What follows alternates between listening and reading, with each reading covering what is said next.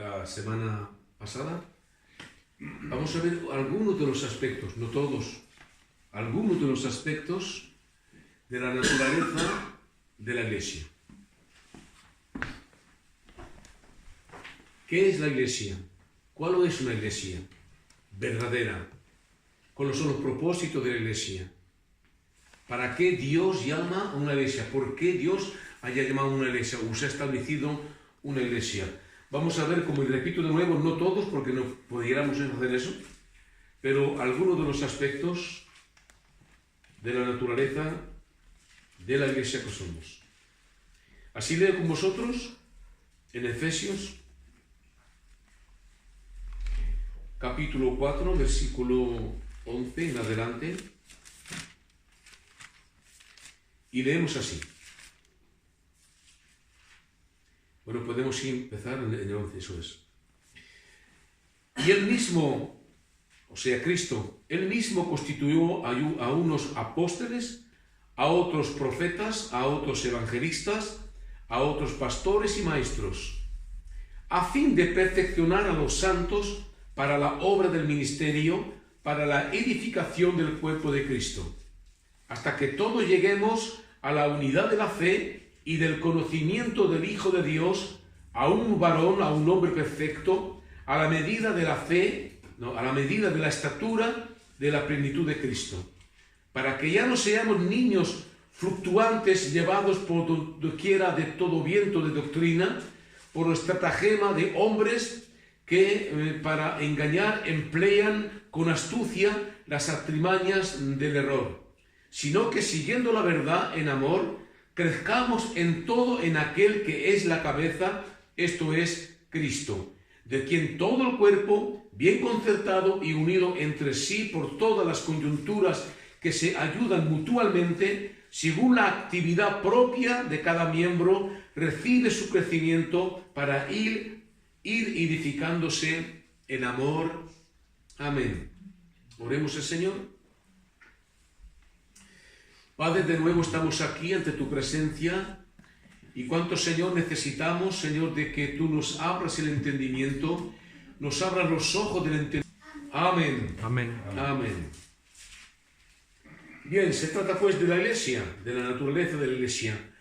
Y el plan de Dios para la Iglesia es tan grande, es tan inmenso, tan glorioso, tan maravilloso, que ha exaltado a Cristo, Dios ha exaltado a Cristo a una posición de suprema autoridad.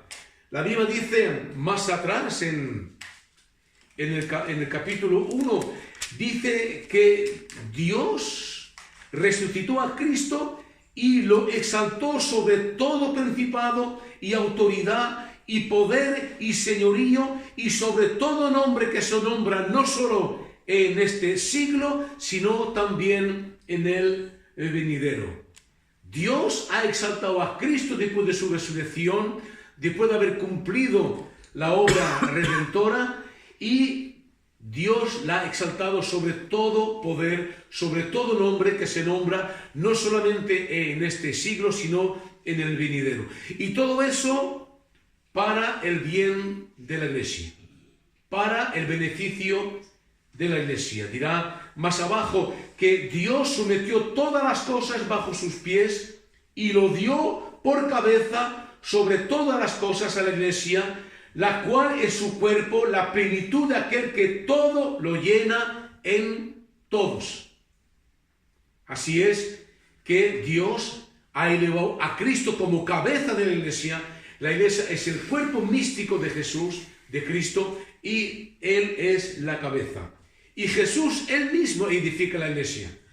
Sé que la edifica. Llamando a las personas a ir a Él. Es Él que las llama. Nosotros solamente en Tanque Iglesia somos instrumentos. Solamente eso. Pero quien llama a la salvación es Cristo. Porque Él prometió, Él mismo prometió: yo edificaré la Iglesia. Amén. ¿Quién es que edifica la Iglesia? Amén. Nosotros, con nuestras tácticas, con nuestras formas de hacer, con nuestra inteligencia, no. Quien edifica la Iglesia es Amén. Cristo. Amén. Así Cristo edifica su iglesia llamando a las personas a sí mismo para que sean una asamblea que adore a Dios. Una asamblea que adore a Dios. La palabra asamblea o congregación equivale a iglesia. Los que se reúnen en el nombre del Señor, los que se congregan en el nombre del Señor, como en esta mañana estamos aquí, nosotros congregados, nosotros aquí lo hacemos en tanque e iglesia. Y el propósito principal, lo veremos luego, el propósito principal de la iglesia es que adore a Dios. Lo que también tenemos que saber es que la iglesia verdadera es invisible al mismo tiempo que es visible. ¿Oís bien? La iglesia verdadera es invisible al mismo tiempo que es visible en su realidad espiritual verdadera, como compañerismo o como iglesia, como conjunto de los que se reúnen, de todos los cristianos verdaderos. La iglesia es invisible, y esto porque no podemos ver la condición espiritual del corazón de las personas. Podemos ver a los que asisten exteriormente a la iglesia, esto sí podemos verlos, todos los que se dicen creyentes y que se reúnen en un mismo lugar, y podemos ver las evidencias externas del cambio interior espiritual. Podemos verlo efectivamente, que las personas a medida van cambiando, van siendo transformadas. Esto lo vemos exteriormente, pero no podemos ver en realidad el corazón de las personas y ver su condición espiritual. Eso no podemos verlo nosotros. Nosotros no podemos ver lo que se pasa en el interior. No podemos ver lo que se pasa en el corazón de las personas. Esto solo Dios puede hacer eso. Solo Dios puede hacer eso. Por eso Pablo dice en 2 Timoteo capítulo 2, versículo 9, conoce el Señor a los que son suyos. ¿Quién tiene realmente este pleno conocimiento, este verdadero conocimiento de que Él pertenece a Dios? O sea, el que es verdaderamente miembro de la iglesia es el Señor. Y esto lo dice en un contexto de dos hombres que se llamaban, uno Himeneo y Fileto, que se habían desviado de la verdad y que perturbaban a algunos creyentes acerca de la fe de ellos, diciendo que la resurrección ya había tenido lugar. Y el apóstol Pablo denuncia este mal comportamiento, y es por eso que dice, no, estos son perversos, estos son personas que han desviado de la verdad, son apóstatas. Pero Dios conoce, el Señor conoce a los que son suyos. Al hablar de la iglesia como invisible, el autor de Hebreos habla de la congregación o de la iglesia, de los primogénitos, de los primeros nacidos, escrito en los cielos. Los primogénitos escrito en los cielos, haciendo alusión a los primeros santos, los primeros creyentes que nos han adelantado en el Señor, los cuales ellos están, dice más arriba, en compañía de los muchos millares de ángeles que rodean el trono de Dios, los que nos adelantan en el Señor, o sea, los primogénitos, los santos, los verdaderos creyentes, que cuando mueren, cuando dejan esta tierra y mueren, van en presencia del Señor y se unen a la mucha congregación de los ángeles que rodean a Dios, que le sirven y que le adoran. ¿Qué hacen los ángeles en la presencia de Dios? Le sirven y le adoran. Y dice pues, aquí el autor de Hebreos, dice que los creyentes del día presente, o sea que están todavía vivos, se unen a esa asamblea en adoración, nada menos que eso. Nosotros nos unimos en espíritu en esa asamblea, o sea, en esa congregación, a esa iglesia verdadera, que está en presencia de Dios, unido con los ángeles, adorando a Dios. Somos adoradores en espíritu y en verdad. Esto es lo que busca en Dios, dijo el Señor a a la samaritana. Así que la iglesia verdadera, invisible, es la iglesia según la ve Dios. ¿De acuerdo? No según como la vemos nosotros. Nosotros podemos pensar que alguien realmente estaría convertido, que realmente es un verdadero cristiano, una verdadera cristiana, porque tiene un cierto comportamiento, porque asiste a las reuniones, porque toma la Santa Cena, pero que en realidad no lo es. Nosotros nos podemos equivocar, pero Dios no. Dios no se puede equivocar. Esto es la iglesia invisible. Ahora, por otro lado, la verdadera iglesia de Cristo también tiene ciertamente un aspecto que es visible. La iglesia visible es la iglesia según la ven los creyentes que estamos en la tierra, o sea, los demás cristianos verdaderos, y también la gente de afuera, o sea, los inconversos. Hasta los inconversos son capaces de reconocer un verdadero cristiano de un falso cristiano. Y en ese sentido, la iglesia visible incluye a todos los que profesan fe en Cristo y dan evidencia en sus vidas de esa fe. Patito ha leído antes la lectura, ha hecho la lectura, y qué es lo que hacía, porque ahí tenemos un ejemplo de lo que es la verdadera iglesia. Dice que una vez que fueron llamados a la conversión y que se arrepintieron y que se convirtieron los primeros creyentes, en Hechos 2, dice que luego se congregaban, se reunían, y esto es la verdadera iglesia. No se conformaron simplemente a un llamamiento del Evangelio, a una confesión verbal, a un bautismo, que todo eso es necesario, pero no se conformaron a eso, sino que perseveraban ¿en qué? En la enseñanza de los apóstoles, en la comunión fraternal, en el partimiento del pan, que equivale a la Santa Cena, y a las oraciones. Y dice que ganaban la confianza, y dice que la gente del mundo que los veía vivir, dice que sentían un santo temor de ver el comportamiento que tenía tal iglesia, y que dice en consecuencia que Dios añadía a tal iglesia los que debían de ser salvos. Esto es el contexto de una real y verdadera iglesia conforme Dios la ve y que tuviera que ser. La palabra iglesia también se puede aplicar a un grupo de creyentes de cualquier nivel que sea. Porque se puede considerar que una iglesia sí tiene que tener un cierto local, pues claro que sí, ojalá nosotros tuviéramos uno, personalmente el nuestro. Un cierto local en un cierto lugar del pueblo. Hasta ahora hemos tenido eso nosotros, es verdad. Y es verdad que la visión, la noción que uno tiene de la iglesia es eso, un cierto local con una estrada, con un púlpito, en fin, todo bien organizado, como todo eso. Pero no solamente.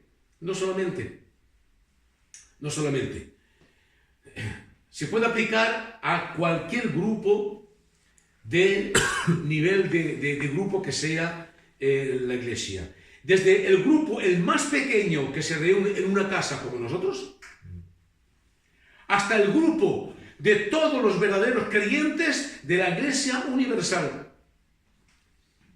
Del más pequeño grupo, repito, que se puede reunir en una casa, 2 o 3 congregados, dijo el Señor, en mi nombre yo estoy en el medio. Ahí está la iglesia. Que el grupo que todo el grupo de todos los creyentes cristianos de la iglesia universal. A una iglesia en su casa se le llama iglesia en Romanos 16:5, cuando el apóstol San Pablo termina su epístola a los romanos y termina saludando a algunos creyentes. Y dice así, saludad también a la iglesia de su casa, haciendo alusión a la casa de Aquila y Priscila. Saludar a la iglesia que se reúne ¿dónde? En su casa. Y en 1 Corintios 16:19 dice así, Aquila y Priscila os saludan cordialmente en el Señor, como también la iglesia que se reúne en la casa de ellos. ¿Veis? Y no era la única casa. Estaba también la casa de Filemón.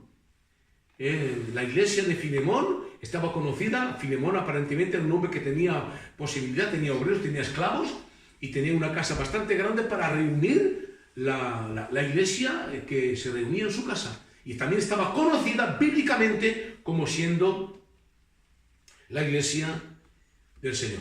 Así podemos, pues, concluir que al grupo del pueblo de Dios, considerado a cualquier nivel que sea, desde local a universal, se le puede llamar legítimamente iglesia. En esta mañana entender bien eso. Quiero que sepáis que aunque el pequeño grupo que somos nosotros nos reunimos en la iglesia aquí, o que sea en Marsella donde también hacemos reuniones en dos casas en particular, se puede reconocer como una iglesia. Somos la iglesia verdadera del Señor, aunque seamos un pequeño grupo que nos reunamos en una casa. Esto es muy importante que tomemos conciencia de esta realidad. También están las metáforas o las imágenes referentes a la iglesia. Y la Biblia da, efectivamente, para ayudarnos a entender la naturaleza de la iglesia, la Biblia usa una gran variedad de metáforas o ilustraciones que nos describen cómo es la iglesia. Y esto es muy importante también que sepamos. ¿Por qué la Biblia muestra tantas ilustraciones o metáforas de lo que es una iglesia? Por ejemplo, Pablo ve a la iglesia como una familia. Cuando le dice a Timoteo que como si todos los miembros de la iglesia fueran miembros de una familia. Y le va a decir a 1 Timoteo 5:1 en adelante, dice, no reprendas al anciano, sino exhórtalo como a padre. A los más jóvenes como a hermanos, a las ancianas como a madres, a las jóvenes como a hermanas con toda pureza. ¿Habéis oído eso? ¿Cómo se tiene que tratar el compañerismo o la exhortación o nuestras relaciones entre nosotros? Padre, hermanos, hermanas, madres, ¿veis? Todo eso tiene que ver con un conjunto de familia. Y efectivamente, así es. Somos en el Señor, en tanta iglesia, somos la familia de Dios. Dios es nuestro Padre celestial y nosotros somos sus hijos, porque Dios nos dice en 2 Corintios 6:18, seré para vosotros por Padre y vosotros me seréis hijos y hijas, dice el Señor Todopoderoso.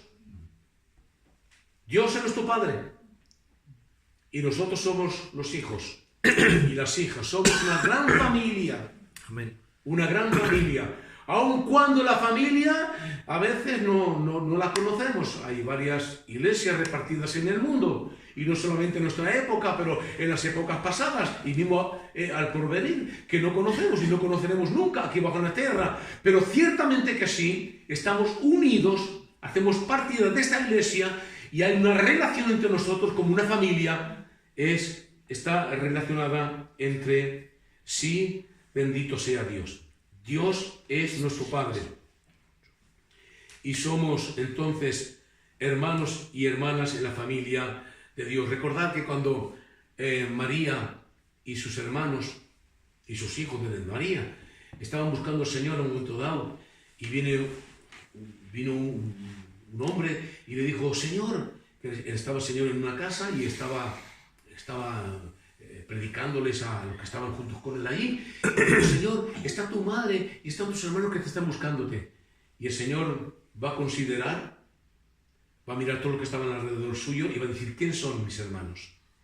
¿Quién son mis hermanas? ¿Quién es mi madre? Y va a decir, todo lo que hace la voluntad de mi Padre. Esta es mi hermana y mi hermano y mi madre. Los que hacen la voluntad del Padre, o sea, los que han sido engendrados por el Padre, por la palabra de Dios, estos son los hermanos, o sea, la familia de Cristo, los que están unidos, los que se identifican a Cristo. Una metáfora de familia algo diferente se ve cuando Pablo se refiere también a la iglesia como la esposa de Cristo en relación que hay entre Cristo y la iglesia. Eso lo dice en Efesios capítulo 5. Y dice, Pablo dice que él fue el que logró, el que llegó a obtener el compromiso entre Cristo y la iglesia de Corintios. Que todo eso es comparable a un compromiso entre un novio y una novia. ¿Habéis oído eso? Cuando una persona se convierte, cuando una persona está tocada por el Evangelio, esta persona está pues incorporada a Cristo, y a partir de este momento esta persona, su experiencia está comparado a un noviazgo. Es como la persona se une a Cristo como una novia. Una novia está comprometida con su novio. Con su novio. Hay que comprender que aquí Pablo mira hacia adelante al tiempo del regreso de Cristo, como el tiempo cuando la iglesia le será presentada al Señor como esposa. Pero dice ya en 2 de Corintios, dice, os he desposado con un solo esposo para presentaros como una virgen pura a Cristo. Ya desde entonces aquí ahora somos como una novia prometida a un esposo. Amén. Y esa unión se consumará cuando la iglesia será presentada a Cristo en ese día en el cual Cristo regresará. En otras metáforas o ilustraciones, la Biblia compara a la iglesia a ramas de una vid, o sea, sarmientos de una cepa, para ilustrar la necesidad que un creyente tiene de estar unido y dependiente, atado, como el sarmiento a la cepa, y que tiene que descansar de la cepa, y tiene que depender absolutamente de la vida de la cepa para que tal sarmiento pueda producir fruto y viva.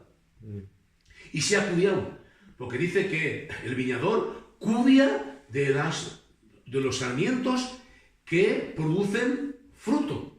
Es el que cuida. Y para eso necesitamos descansar completamente y depender completamente de la vida de la cepa, es decir, de Cristo Jesús. En otro lugar lo comparará a un olivo. A un olivo. Que las ramas naturales que eran Israel han sido desgarradas, han sido arrancadas, para que nosotros, que éramos olivos silvestres, salvajes, que no producíamos buen fruto, seamos injertados en el olivo franco, verdadero, que es Cristo, para que nosotros vivamos de Él y que también produzcamos buen fruto. También lo compara a un campo sembrado. A un campo sembrado, en el cual el campo es el mundo, y nosotros somos sembrados en el mundo, en el cual también hay cizaña, y también nosotros estamos entre medio de ellos, y nosotros somos, la iglesia en realidad es el buen trigo, mientras los que hay alrededor nuestro pueden ser también cizaña. Está comparado también a un edificio, una casa espiritual, a un nuevo templo que no es edificado con piedras verdaderas, como piedras hechas de mano, no, sino que con cristianos que son piedras vivas, dice el apóstol San Pedro, piedras vivas, formando un templo que no solamente un templo sirve para adoración, sino también para aportar sacrificios. Y este sacrificio es que nosotros mismos tenemos que entregarnos a Dios. Esto tiene que ver con la consagración que Dios llama a todo creyente a tener en Cristo. Romanos 12. Es nuestras vidas, nuestro cuerpo, que tiene que estar ofrecido a Cristo. Toda nuestra vida entera tiene que estar ofrecida a Cristo. No solamente algunas palabras verbales, de adoración, o lo que sea, o algunos cánticos, pero también nuestras vidas tienen que estar consagradas. Y todo eso tiene que ver con los sacrificios agradables, por lo cual nosotros también somos integrados en ese nuevo templo. A la iglesia también se le ve como columna y baluarte de la verdad. O sea, columna y fundamento de la verdad. Somos nosotros que sostenemos la verdad. En tanta iglesia, nada menos que eso. Hoy en día el mundo, no solamente hoy en día, pero de todas las edades, de todos los tiempos. Siempre ha habido falsas religiones, ha habido falsas había idolatrías, falsas concepciones de Dios, siempre ha habido principios satánicos, idolatras, y justamente la Iglesia es lo que guarda la Iglesia, protege la Iglesia y presenta a la Iglesia a un mundo de mentiras y de maldad. Cada metáfora que se usa con referencia a la Iglesia puede ayudarnos a apreciar más la riqueza del privilegio que Dios nos ha dado al incorporarnos a la Iglesia. Es eso, es para eso que sirve. Todos estos ejemplos, todas estas ilustraciones nos ayudan más a entender y apreciar la riqueza que es una Iglesia. El hecho de que la Iglesia es como una familia, como hemos visto antes, debe de aumentar nuestro amor y nuestra comunión unos con otros. ¿Es así que vive una familia, sí o no? ¿Es así que se ama una familia? ¿Es así que una familia depende los unos de los otros, sí o no? Y esta unión es todo eso, lo crea, lo hace el amor que hay entre nosotros. No hay nada de forzar. Es el amor, es natural. Y una familia vive en comunión. Es así que debe de actuar la Iglesia, en amor y en comunión los unos con los otros. El pensamiento de que la Iglesia es la esposa de Cristo debe estimularnos a procurar mayor pureza y santidad. ¿Es así que se espera de una novia? ¿Es así, sí o no? La novia ya está prometida. Y la novia no es cuestión que la apunten del dedo mañana. No es cuestión que repongan en cuestión su virginidad. ¿Me entendéis eso? Esto es muy importante, muy importante. Amén. Por eso que nos tenemos que mantenernos santos. Amén. Aparte de la corrupción del mundo. Amén. Es muy importante que sepamos esta verdad. Y también mayor amor a Cristo. Amén. Porque Cristo amó tanto a la Iglesia que se entregó por nosotros, su Iglesia. Amén. Ha dado su vida por nosotros. Entonces no es cuestión de servir al Señor como si fuéramos esclavos o por obligaciones, no. Lo hacemos por amor a Él, porque le amamos por cuanto Él nos amó el primero, y también mayor sumisión a Él. ¿Es así o no? Recordar que la Rebeca, que cuando el siervo llegó al lugar donde estaba Isaac, que era su prometida, dice que apenas Rebeca vio a su prometido, apenas lo vio, dice que se cubrió la cabeza. Se cubrió la cabeza. Y todo eso era una marca de sumisión de aquí en adelante para aquel que estaba prometido. Es decir, que a partir de ahora, aunque todavía no estemos desposados, a partir de ahora me debo someterme a aquel por aquel yo he sido prometido o prometida. Es importante que reconozcamos todas estas verdades. La ilustración de la Iglesia como ramas en una vid, le hemos dicho antes, debe hacernos descansar más completamente en Él y más dependiente de Él. Estas son apenas unas pocas de las muchas aplicaciones que se puede considerar de la rica diversidad de metáforas o ejemplos con referencia a la Iglesia que menciona la Biblia. Ahora veamos los propósitos de la Iglesia. A ver, si te preguntaran a ti inmediatamente, ¿cuál es el propósito de la Iglesia que tú pretendes pertenecer ser? La primera cosa que una Iglesia, que un cristiano tiene que realizar es que el propósito de la Iglesia es adorar a Dios. Es la primera cosa. Un adorador. Apenas una persona se convierte, esta persona se vuelve un adorador. Adorarle a Él. Pablo exhorta a la Iglesia de Colosa a que canten salmos, himnos espirituales a Dios y cánticos espirituales a Dios y con gratitud de corazón. Con gratitud de corazón. Porque para eso Dios nos ha destinado y nos ha designado en Cristo para que seamos para alabanza de su gloria. Dice la Biblia. Es para eso que Dios nos ha llamado. No para que seamos solamente distintos de los demás o que seamos superiores a los demás. Dios nos ha llamado, Dios llama a su iglesia, Dios llama a sus elegidos, los llama para que sean alabanza de su gloria. La adoración en la iglesia no es simplemente una preparación para otra cosa. No pensar eso. No hay que pensar eso. La adoración es el cumplimiento del principal propósito de la iglesia referente a su Señor. Es lo más principal. No hay que pensar que un culto como esta mañana se ha de empezar por algunos cánticos y dejamos cantar a los demás. Por eso os he dicho antes que el cántico, el himno, lo que expresamos es una expresión de adoración para con Dios. Cuando cantamos cánticos tenemos que realizar y nos tenemos que identificar lo que estamos cantando. Tenemos que identificarnos y tenemos que realizarlo. Y no tenemos que quedarnos nosotros, dejar que los demás canten y nosotros no cantamos. A menos, claro, si no conocemos el cántico, ¿no? Pero tenemos que esforzarnos de conocer los cánticos que cantamos, de aprenderlos, porque tenemos que realizar que todo eso glorifica a Dios, que todo eso eleva los méritos de Dios y es una expresión de nuestra alabanza y de nuestra adoración y gratitud para con Dios. Los cánticos son eso. Los cánticos espirituales, Hago alusión aquí a cánticos, como dice el apóstol aquí, himnos y cánticos y alabanzas espirituales. No importa qué cántico, un supuesto cántico, que se puede considerar, que Dios considera como una alabanza, una adoración, No importa cuál. Pero le damos gracias a Dios que nosotros creemos que lo que cantamos son cánticos espirituales.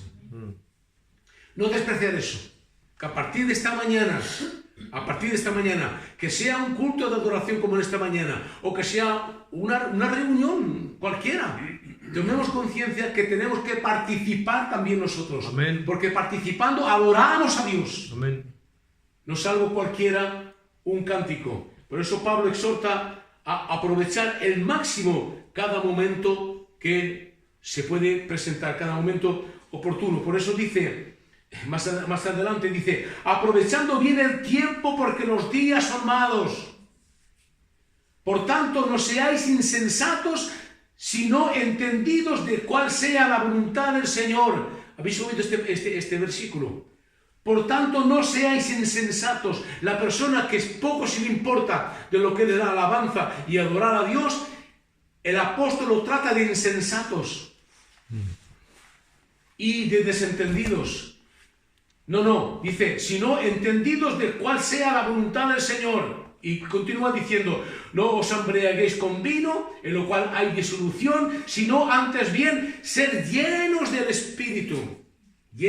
Espíritu, hablando entre vosotros con salmos, con himnos y cánticos espirituales, cantando y alabando al Señor en vuestros corazones, dando siempre gracias por todo al Dios y Padre en el nombre de nuestro Señor Jesucristo. ¿Hemos entendido esta mañana que los cánticos, que los himnos adoran a Dios, son cánticos espirituales y que tienen que ver con la voluntad de Dios? ¿Somos conscientes de eso? Esta mañana es importante que realicemos todas estas verdades espirituales para nuestro bien, nuestro personal. Bendito sea el Señor. Y aprovechar el tiempo. ¿Qué dice aquí? Dice aprovechar bien el tiempo. ¿Veis? Esta mañana estamos bien aprovechando el tiempo. No he podido venir al culto porque tenía que hacer aquí, porque tenía que hacer allá, porque tenía otra obligación, porque tenía un aniversario. ¿Cuántas veces me ha puesto malamente a mí que cuando me han dicho no he podido venir al culto porque había un aniversario anoche? ¿O qué? Consideran más las cosas ordinarias, pasajeras, que un culto de adoración un domingo. Yo no entiendo eso. Yo no comprendo si esta persona realmente toma conciencia de lo que hace o de lo que no hace. No hay ningún motivo valable en la vida para renunciar a un culto, a menos que realmente haya verdaderamente una obligación que se puede considerar como una obligación. Pero nosotros tenemos que aprovechar el tiempo. Amén. Un culto por la mañana, una reunión de la semana, un momento en el cual la iglesia se reúne, como pongamos lo hacemos los martes, que nos reunimos, los pocos que somos, compartimos una palabra, un tiempo de oración, un tiempo de exhortación mutua los unos a los otros. Nos hacemos de bien. Amén. Nos edificamos, glorificamos a Dios. Para eso es la iglesia. La iglesia no es otra cosa que eso. Despreciar todas estas cosas, todos estos detalles, todas estas cosas que hacen que pertenecen a la verdadera iglesia, es no tomar conciencia o no realizar lo que es la iglesia. No. Tenemos que aprovechar el máximo el tiempo. Aprovechar el tiempo, porque dice el apóstol, porque los tiempos son malos. Los tiempos son malos. Entonces tenemos que aprovechar bien el tiempo. Bendito sea Dios. El propósito de la iglesia es también ayudar a crecer a los demás creyentes. Amén. ¿Oímos eso bien? Amén. Ayudar a crecer a los demás creyentes. Según la Biblia, la iglesia tiene la obligación, digo bien, la obligación de alimentar a los que ya son cristianos, a los que ya son creyentes, y edificarlo hasta que alcancen madurez en la fe. Pablo dijo que su meta no era simplemente llevar a las personas a la fe inicial que salva, sino presentar a todos perfectos en él. El apóstol no se conformaba en llamar a las personas a la salvación, sino que el propósito suyo, que sea por su medio o que sea por el medio de los demás pastores, hemos leído aquí antes los diversos ministerios que Cristo ha establecido justamente en el seno de la iglesia y que ha entregado a la iglesia para tal edificación. Y el apóstol Pablo tomaba conciencia de esta realidad. No solamente una persona se convierte y dice, bueno, yo soy cristiano ahora, pero el apóstol, el ministerio es eso, presentar a todos perfectos en él. La palabra perfecto no significa que tuviéramos que ser perfectos aquí bajo la tierra, porque nunca lo seremos. Pero la palabra perfecto tiene que ver con madurez espiritual, con crecimiento espiritual. Esto es lo que significa. Y cada creyente de una iglesia, cada cristiano de una iglesia, están todos llamados a crecer, a perfeccionarse, a madurar en el Señor. Y para eso no solamente necesitamos de los pastores, de los ministerios que Dios ha establecido, aun cuando los ministerios tienen una gran parte, pero se necesita la colaboración de todos los creyentes que formamos y constituimos tal iglesia. Amén.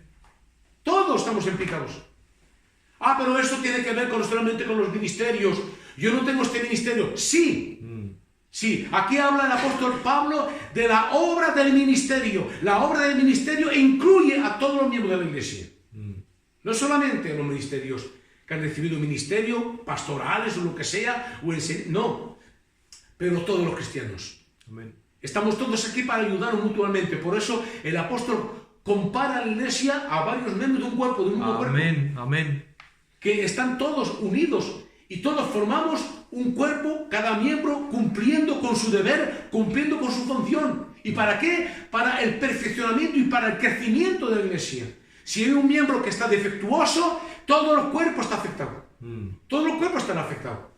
Por eso es que es importante, muy importante, Amén, de que cada cual de nosotros nos hagamos nosotros, tomamos conciencia cada uno de nosotros que también, aunque no seamos especialistas de la Biblia, pero que también tengamos una contribución en la obra del ministerio. amén, A la iglesia de Éfeso, Pablo le dijo que Dios dio a la iglesia personas dotadas, como hemos visto antes, varios ministerios. Nuestra meta como iglesia debe ser presentar a Dios a todo creyente maduro en Cristo, dirá el apóstol Pablo en Colosenses. Esto es lo que tenemos que realizar. Yo sé que, y cada cual de nosotros que realmente se sienta por causa de que la vida le impide ciertas ciertas posibilidades de asistir regularmente a la reunión. Digo bien, obligaciones que le impiden, pero tiene que haber soluciones. Y siempre hay soluciones. Siempre hay soluciones. Si un creyente es defectuoso justamente en asistir continuamente, se debe buscar la solución en cuanto a algunos de la iglesia se pudieran comprometer para ayudar tal hermano o tal hermana a justamente ayudarle a que no se prive de ciertas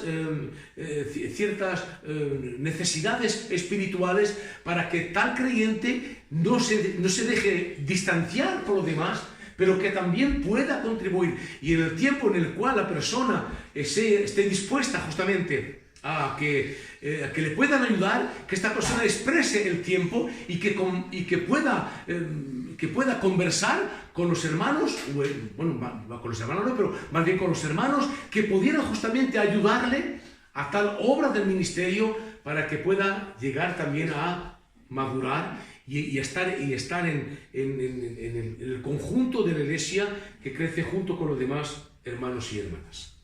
Bien, la conclusión será esa.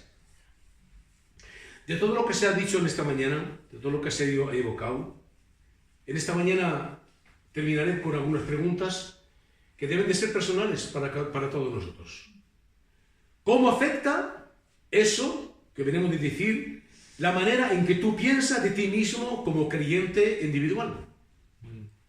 ¿Cómo afecta eso? ¿Piensas que Dios te conoce como uno de los suyos? ¿Piensas tú eso? Hemos estado hablando de la iglesia invisible y de la iglesia visible. Pero lo más importante es que tú seas conocido de Dios. ¿Es así o no? Que tú seas conocido de Dios. Así que si tú reconoces que efectivamente, sí, yo creo que soy conocido de Dios, si es el caso, en la comunidad o en la iglesia en la cual tú te identificas, incluso en esta mañana aquí, hay mucha unidad visible entre los cristianos verdaderos. O sea, hay mucha evidencia visible de la verdadera naturaleza de la iglesia, que solo es conocida de Dios. ¿Entiendes tú eso, lo que quiero decir? Es que hay evidencias en ti, es que hay comportamientos en ti, es que hay actitudes en ti que demuestran verdaderamente a los ojos de los que te ven que realmente tú haces parte de la iglesia invisible. Porque eso se nota, esto se ve. Aunque lo más importante no sea la aprobación de los cristianos, lo cual tiene su importancia, pero lo más importante es que tú seas conocido de Dios. Pero esas evidencias de tu transformación, de tu vida cristiana, de que verdaderamente tú eres conocido de Dios, que se note y que sea aprobado, por lo menos en el momento, que sea aprobado por los demás creyentes que te ven vivir. Esto es muy importante. ¿A cuál propósito de la iglesia piensas tú que podrías contribuir más eficazmente? Amén. Hemos visto, ¿no?, que la iglesia ha sido llamada a un propósito bien determinado. ¿A qué propósito piensas tú que sería más eficaz? ¿En qué? ¿Es que tú tomas conciencia? ¿Es que tú realizas que tú también tienes una parte importante en la obra del ministerio? En cuanto a qué propósito ha puesto Dios en tu corazón el fuerte deseo de poner en práctica. Esto solamente Dios lo puede hacer. Dios lo puede hacer. Nosotros podemos hacer proposiciones, ¿no? Podemos decir, mira, fulano, mengano, ¿por qué no te ocuparías de tal cosa? ¿Por qué no harías tal cosa? Es un buen consejo, pero lo más importante es que tú lo recibes de parte de Dios en tu corazón. Esto es lo más importante. Porque si solamente una persona haría lo que le aconsejan de hacer por obligación, eso no sería no solamente que obedecer a los hombres, y no lo haría bien, y no sería aprobado de Dios. Lo más importante es que lo que hagamos en la iglesia, lo que hagamos como miembro de la iglesia, que lo hagamos con todo corazón, sintiéndonos convencidos que esto es aprobado de Dios. Entonces sí, lo pondremos en práctica y que realmente y verdaderamente nos sintiéramos plenamente haciendo partida de los miembros del cuerpo de Cristo que somos en tan iglesia verdadera. Amén. Amén. Es importante en esta mañana que realicemos todas estas verdades. Es muy importante que en esta mañana realicemos todas estas cosas para nosotros. Amén. Porque Dios desea que todo creyente manifieste las cualidades de su Hijo, el cual es el perfecto modelo. Amén. Porque aquí es lo que nos llama el apóstol Pablo. Dice que nosotros tenemos que madurar y crecer. ¿Para qué? Dice para que seamos hijos de Dios a un varón perfecto, a la medida de la estatura de la plenitud de Cristo. ¿Os dais cuenta a qué nos llama el Señor? Eso tiene que ver con el conjunto de las verdades reveladas que constituyen la enseñanza cristiana, para que lleguemos todos a la unidad de la fe. El contenido, es decir, el contenido completo del Evangelio. Todo lo que la Biblia enseña, nosotros estamos llamados, los ministerios están llamados a eso, para edificar la iglesia, para que la iglesia crezca en la fe, en la unidad de la fe, para que creamos la misma cosa bíblica. Para eso es. Y esto es lo que estamos llamados todos nosotros. Para que el día de mañana realmente nosotros seamos a la imagen de Cristo perfectamente. Hoy en día hay un llamamiento para eso y estamos madurados a eso. Estamos llamados a eso. Y ese modelo perfecto es Cristo, el cual permite a Dios de medir la medida espiritual de cada cual de nosotros. Cristo es el modelo perfecto. El modelo perfecto. Y nosotros, cada cual de nosotros, estamos llamados a ser a la imagen de este modelo perfecto. ¿Y cómo Dios mide eso? Al ejemplo de su Hijo. Él ve a su Hijo y ve de qué forma nosotros estamos creciendo en el Señor. Así que es importante que en esta mañana nosotros no despreciemos todo lo que hemos oído, todo lo que aprendemos.